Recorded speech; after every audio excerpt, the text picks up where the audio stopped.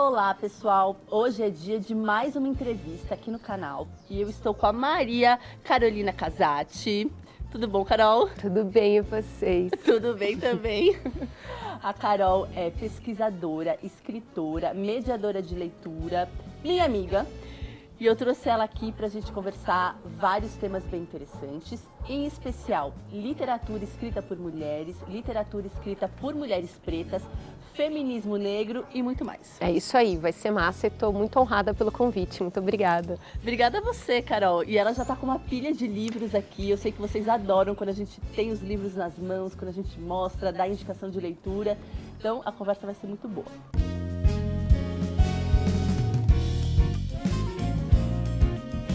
Carol, então para a gente começar, fala um pouco o que é esse conceito da transmissão oral, que é tão importante quando a gente está pensando na literatura escrita por mulheres pretas, no feminismo, né, também.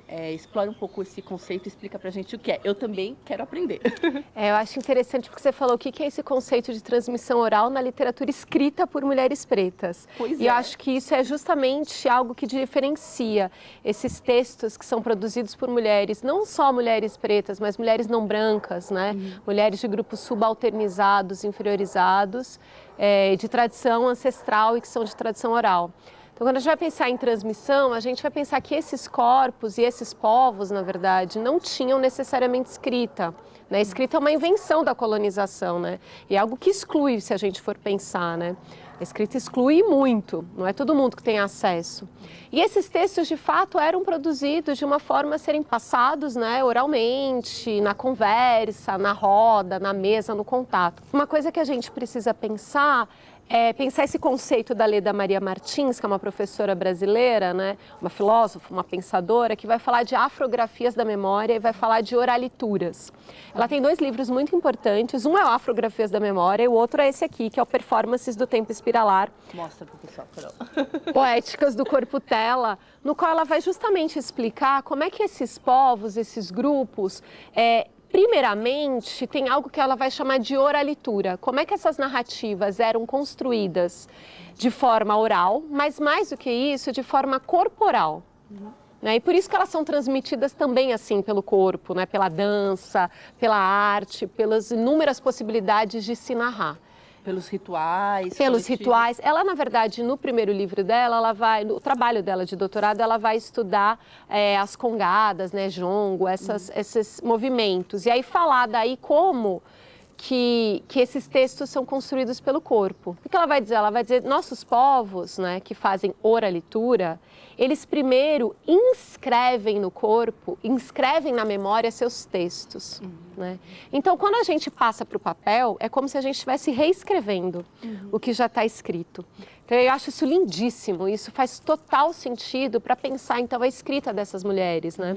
De mulheres, então, que precisam necessariamente passar pelo corpo, que vive tudo aquilo, para depois poder produzir esse texto de outra forma, né? Então, é quase como se, primeiramente, eu fizesse ele, de fato, com todos os meus sentidos, e como a dona Conceição vai chamar, né, corpo-palavra, né, corpo-tela, corpo-suporte, e depois disso, aí eu reescrevo ele na linguagem quase do colonizador, que é a escrita. Às vezes as pessoas acham que a gente está dizendo, então, que uma coisa precisa excluir a outra, e não é isso.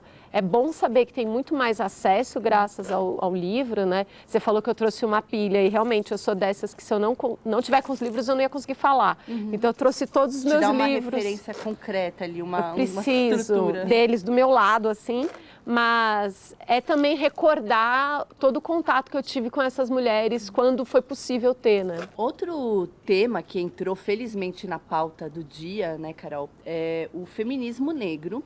E queria que você falasse um pouco sobre esse conceito e digamos, um passo a passo para quem quer começar a ler, talvez, autoras que se debruçam, né, que falam do feminismo, autoras de ficção e de não ficção. Sempre brinco que o capitalismo, né, se apropria de todas as pautas E por isso também agora a gente vê uma grande publicação, né, produção, tradução, publicação de textos de mulheres pretas, né, e de feminismo preto. Por um lado é ótimo que a gente tenha acesso a tudo isso e pode agora abrir conversa. Abrir conversa, ter mediações sobre isso, ler muita coisa e traduzir, né? Tem muita coisa traduzida que a gente não teria acesso se não fosse por isso. Então, feminismo negro, na verdade, ele vem como uma resposta para aquela ideia de feminismo, né?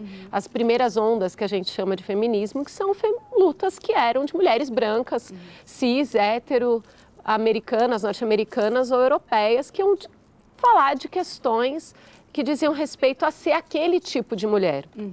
Eu acho que isso precisa ficar bem explícito, assim. A gente não está questionando ou dizendo que não é possível ser mulher desse jeito. Só que a gente está querendo dizer que esse é um jeito de ser mulher, né? E o feminismo branco, o feminismo de primeira e segunda onda, ele vai aparecer quase como essa é a única possibilidade de existir universal no mundo, né? Que é quase assim o que acontece mesmo com essa ideia de colonialidade, né? De colonização. Só existe esse jeito de ser gente no mundo e quem não é gente assim não é gente, né? Então as pautas que as mulheres tinham eram, por exemplo, eu quero trabalhar, né? Eu quero ter direito a votar, eu quero ter direito ao aborto, né? Que eram questões e são questões realmente importantes. Mas aí vem as mulheres negras e vão falar assim, então, só que a gente tem outras questões, outras demandas que também nos fazem ter que refletir sobre isso. Por exemplo, a gente não tem direito a receber pelo nosso trabalho, né? Muitas de nós ainda somos escravizadas. Vocês querem o direito de abortar, eu quero o direito de ter meus filhos, porque os meus filhos são vendidos, né? E aí a gente tem um marco quase, vamos dizer assim, como a mãe do feminismo negro no mundo, que é a Sojourner Truth, que é uma ex-escravizada. São vários livros sobre ela, mas eu trouxe esse que é a autobiografia dela, né, que chama E Eu Não Sou Uma Mulher, né, que nessa convenção de mulheres nos Estados Unidos, ela pede a palavra e ela faz esse discurso que ficou clássico, assim, né, lendário sobre, bom, se vocês estão dizendo que ser uma mulher é pedir isso, pedir aquilo, né, por exemplo, precisar de ajuda para entrar na carruagem, né, eu nunca sentei numa carruagem, eu ando a pé, várias distâncias, né? Então, eu realmente não sou uma mulher. Agora, se tudo isso que eu faço é ser uma mulher de outras, né, outra forma de existir, eu também quero reivindicar algumas coisas. Então, a gente, quando eu penso, né, para começar a falar de feminismo negro, é claro que ela nem falava disso naquela época, né, 1800 e pouco. Mas agora, olhando para o passado, com os termos de agora, a gente pode dizer que ela é quase a mãe do feminismo negro. Mas é interessante notar que muitas das estudiosas que trabalham sobre isso agora vão dizer que é importante também a gente entender que essas vivências são muito particulares, né? E elas são localizadas. Então, agora mesmo, numa aula na Unifesp, a Patricia Hill Collins estava aqui, né, e falou algo que outras pessoas já falaram, né? Ela falou assim, não, o feminismo negro começa no Brasil, né? Nossa. O feminismo negro brasileiro é muito diferente dos Estados Unidos, vocês estão reivindicando outras coisas. E ela fala, você quer começar a pensar sobre feminismo, você não tem que me ler. Você não tem que ler a Angela Davis, você tem que ler a Lélia Gonzalez, você tem que ler Carolina Maria de Jesus, né? Porque essas mulheres, a Lélia ainda tem um texto que vai falar sobre feminismo de fato, né? Mas Carolina e tantas outras, às vezes elas nem se consideram feministas, né? Nesses termos que a gente discute agora, mas elas vão se considerar mulheres que estão pensando o que é existir enquanto uma mulher preta nesse mundo. E não só pensando, mas estão denunciando isso. Então, eu acho que vale a pena a gente olhar para o exterior e olhar para a Patricia, né? Eu até trouxe livros da Patricia, eu trouxe essa autora que também é muito importante, né? Que é a Oyeronke Oyeyumi, que é uma autora africana. Estou com ela. Está aqui, que ela vai falar para a gente que não existe mulheres, né? Que não sejam brancas. Esse livro é muito importante para discutir isso, que é a invenção das mulheres, que ela vai falar como que essa ideia de mulher foi construída pela colonização e o que acontecia em África e o que essas mulheres faziam e o que fazem até hoje. Então, ela não se julga feminista, né? Ela vai falar feminismo é uma ideia branca colonial, mas eu estou aqui discutindo que é ser uma mulher preta nesse mundo. E mais do que isso, que é ser uma mulher africana, né? Uma mulher preta retinta africana nesse mundo. Então, acho que a gente pode começar olhando para as se ainda não leu nada sobre isso, não vai ler o Oyeron, que já de cara, que é um texto bastante complexo. Mas acho que você pode começar, vai ler. A própria Chimamanda, né, que esse texto é super tranquilo, Sejamos Todos Feministas, curtinho, você lê Numa sentadinha. menos de uma tarde, você lê isso daqui, e ela vai falar sobre feminismo. Vai ler a própria... Pode ir pegando todos a minha pilha? Pode. Vai ler a própria Carolina, né, em Quarto de Despejo. Eu trouxe essa edição de Quarto de Despejo, você não precisa ler só isso, da Carolina, né? Ela tem praticamente um grande livro de história do Brasil, com Casa de Alvenaria 1 e 2, né, que agora também estão republicados. Meu livro preferido do mundo, que é O Olho Mais Azul, que é da Toni Morrison, essa é a edição antiga, que eu gosto mais. Ela também não vai em nenhum momento levantar a mão e falar assim, eu sou feminista, né, mas ela vai mostrar como que era lá nos Estados Unidos, na década de 40, na década de 30, você ser uma menina retinta, e o que isso fazia na sua vida. E tem que sugerir também, né, Conceição Evaristo. Eu trouxe esse daqui, Poemas da Recordação e Outros Movimentos, especificamente, porque acho que uma outra coisa que é importante a gente pensar quando fala de feminismo negro, ou né, feminismo, esses movimentos de mulheres pretas, é pensar que aparentemente a gente só fala de dor e sofrimento e sangue, né, e lágrimas. E não é isso. Essas mulheres estão falando sobre como é existir. E como é existir, a gente também quer gozar, a gente também quer rir. Falar né? de outras coisas Falar também, de outras coisas. E a gente pode, em algum momento, falar de outras coisas. Então, o texto da Conceição, né, da Dona Conceição e tantos outros vão falar dessas questões. Vão falar para a gente não só dessa herança maldita da escravização, mas também vão trazer gozo, vão trazer alegria, vão trazer leveza. Eu acho que vale muito a pena.